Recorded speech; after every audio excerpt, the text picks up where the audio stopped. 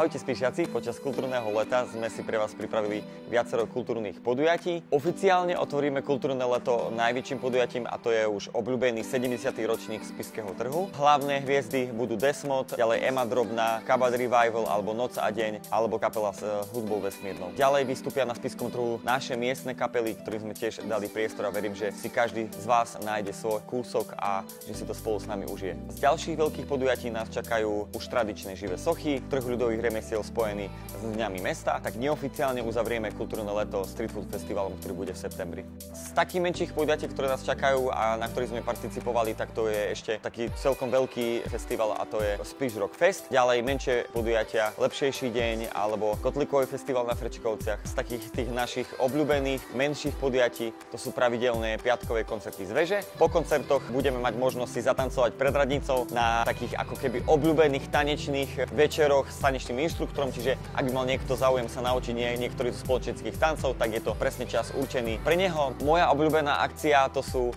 pravidelné letné kina. V soboty a v stredy budú sa vysielať viaceré filmové, či už také trháky, alebo aj československé hity. Pre najmenších máme pripravené pravidelné nedeľnejšie divadelné predstavenia, či už na rôznych sídliskách, tu v Spišskej Novej Vsi alebo na mestských častiach, či už je to Novoveská Huta alebo Frčekovce. No a detičky srdečne pozývam aj na doplňajšie predstavenia v kine Mier a dospelákov možno na povoľnejšie predstavenia v kine Mier, filmové alebo nefilmové. Veľmi sa teším na naše kultúrne leto. Verím, že sa všetci spolu zabavíme, že si vždy nájde svoj kúsok kultúry u nás v Spišskej Novej Vsi. Verím, že bude nám držať veľmi pekné počasie a že si spolu užijeme či už filmové, divadelné predstavenia pre malých, veľkých alebo tie najväčšie festivály, ktoré nás čakajú. Poďme si to spolu užiť a tešíme sa na vás. Ďakujeme veľmi pekne za priazeň.